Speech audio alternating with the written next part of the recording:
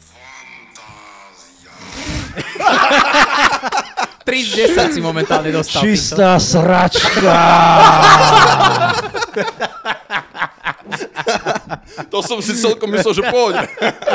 A ja som mu povedal, že bol úplne jak ty. A jaký chudák, že? Von s ním, čo to skúša. Takže toto bolo zle. Môže mi skočiť na kár. Ako inak. Počúvaj, a koľkokrát do týždňa dáš nejaký prívat? Jo, 2-krát do mesiaca. Ale keď už tak poriadne, vieš. A tak čo preferuješ, akože, že skôr teda ten privát, že je to také osobnejšie, alebo že bordel, že prídeš a vyberáš? Jo, ale na priváte som bol kúrovať. Bordel ma ešte len dúfam, len čaká. Štetky, ešte sa. Máš taký, že úspech s tými ženami, takže čo je to, či je to tie svaly, či je to ten hlas, tá práca s hlasom, či je to tá charizma, že čo to je podľa teba? Jo, všetko dokopy, keď idem na privát, a kundy sa trasú z môjho káru a jazykového tornáda, čistá fantázia. Jazykové tornádo, to je to, čo To som je chcel jazyk, vyťahnuť. Áno, to je asi to, čo ju jo. neminie nikdy. To je také špeciálne, že to len tak nevidíš, vieš. Áno. A počúvaj, dobre, takže máš vizuálnu kontrolu, takže to spravíš, či je v pohode, vagína. Ty sám seba prezentuješ ako vagínového someliera. No. A ja som si pre teba špeciálne našiel postup skutočného someliera, ktorý narába s vínom. Vôňa je dôležitá. Tak aj ty ako vagínový somelier očakuješ aj toto? Jo, lížim aj voňavé, aj smradlavé, chlpaté, zarastené, je mi to jedno. Za jazykom a za zubami mám niekedy aj chlpy a to je pritom čistá fantázia. No a potom ide na hodnotenie, že ty si, aj keď ochutnáš tú vagínu ako vagínový somelier, tak si aj povieš vnútorne také zhodnotenie, že či je dobrá, alebo... Jo, keď ju fantasticky vylížem, tak sa mi hneď postaví musím ísť na vec, DJ vec mi môže skočiť na Dobre.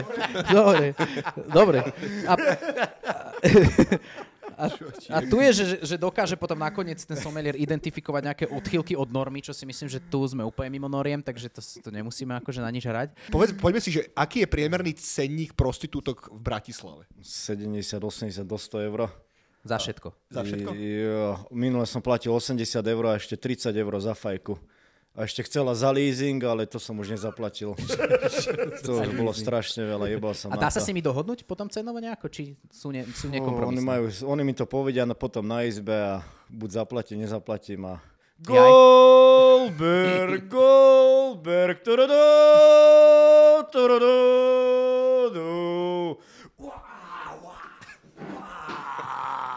Minule zistila jedna, že som bol Clash of Stars. Jo, že ty si bol tá kobra? Tá bradatá kobra? A akože tým, že si vyhral vo Fight Nighte, tak sa stalo, že ten prísun tých žien sa nejako zvýšil? Alebo nejaký dopyt po kobre? To bola len táto posledná, čo som bol kúrovať. Tá zistila, že som tam bol Clash of Stars. A máš skúsenosť, že skôr staršie alebo mladšie sú lepšie? Okolo tých 25 teraz kúrujem v Bratislave. To je čistá fantázia. To je ako keď hovoríš, koľko ideš priemerne rýchlo cez Bratislavu. To je také štatistické strašne, vieš. A ty si myslíš, že sa niekedy aj tak, že normálne do jednej z nich tak zalúbiš, že sa normálne že územní, že s ňou ostaneš, že navždy? Ne, to nemôže byť. To by muselo byť asi cez celú noc by som musel kúrovať, ale to by bolo strašne drahé. Minule som tak kúroval, som nahrával na Hero. Že sa celá posteľ otriasala a fanoušikovia si to zaplatili 7 eur na mesiac a one počúvali tú nahrávku. A kričal som čistá fantázia! To je super. To som sa chcel spýtať, že či aj pri tom kričíš tieto hlášky tvoje. Jo, Áno. zdycham. Oh yeah! Okay. Dobrá si kobra. Seba chváliš pri tom, hej? A ju. Čo ti dá, no dobre. Peťa, ty si podľa mňa akože extrém v tom, že ty celý svoj život teda opletáš týmto typom žien. Je niečo, čo by si niekedy uprednostnil pred ženou? Čo je to, čo uprednostníš? Uprednostil by si sa najbať dobre pred ženou? No však chlasa potom kúres. Čak jedno s druhým. Koľko vypiješ za deň? Fú, teraz na Vianočných troch celkom dosť veľa chlastám, ale inak, čo ja viem, celé víno vyjem. keď tak príde pri Manchester United červení diabli. Glory United! Kde je najlepší stánok a čo si treba na náviačných trhoch by Peter Kutka?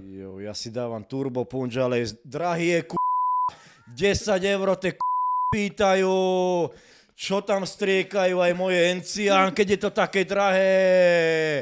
Myslíš si, že kebyže je súboj, že kobra a skutočná kobra, čo ty si skutočná kobra a tá fejková kobra je tá kobra, Čo sa plází? čo sa plází, tak kto by vyhral podľa teba? By som na ňu vystriekal môj encián, by som jej zaslepej oči tej kobre by nevidela. Každá kobra má svoj vlastný jed, vieš. Tak Každá kobra má svoj vlastný jed. Novodobý frazeologizmus. Na tebe sa mi strašne páči, že okrem tej charizmy a tohto všetkého je strašne dobre, že pracovať s hlasom. Hej, že naozaj to je veľmi taký poznávací znak, preto som sa to snažil napodobniť, ale tak či by si nechcel niekedy robiť také niečo, že neviem, športový komentátor, to by bolo, lebo fantázie je také, chápeš, športový potom. Hlavne Manchester United by som komentoval, išiel by som na Old Trafford. Vedel by si uviesť zápas Manchester United, keby si to prvú minútu. Vedel by si to povedať? Vítam vás na zápase Manchester United proti City. Ide boj o titul. United sa ujali vedenia. Marcus Rashford gól. Haaland vyrovnal, ale v nadstavenom čase Rashford svojím druhým gólom dáva na víťazstvo a United sa stávajú šampiónom.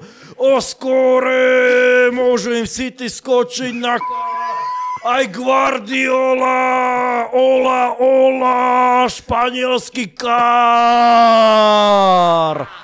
Krása!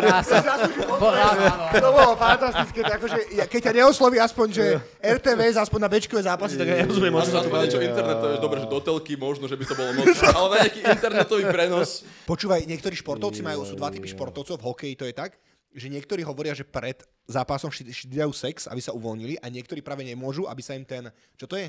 Jak sa to volá? Testiak, testosterón, aby sa im nevyplavil, aby potom lepšie hrali. U teba je to skôr, že pred zápasom alebo po zápase?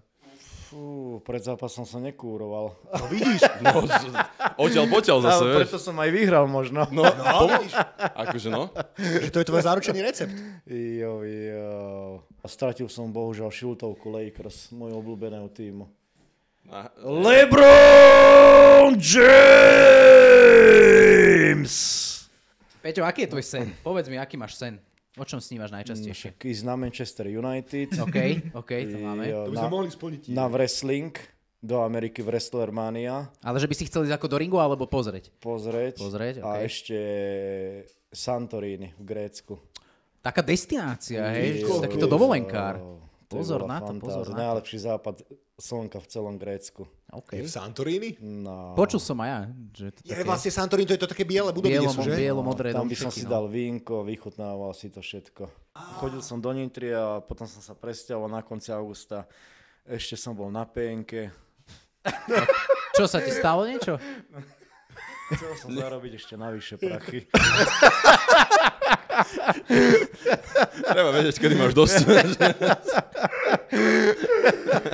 Aj top. A či si bol opísaný na penke? Čo bol dôvod? No, natiahnutú šlachu som mal. Dobre. Vagínový somelier, maserku, No, hovorím. dobrá kobra. Poďme si dať, že step by step, krok po kroku. Napíšeš, respektíve nájdeš na amatérkach, to hľadáš.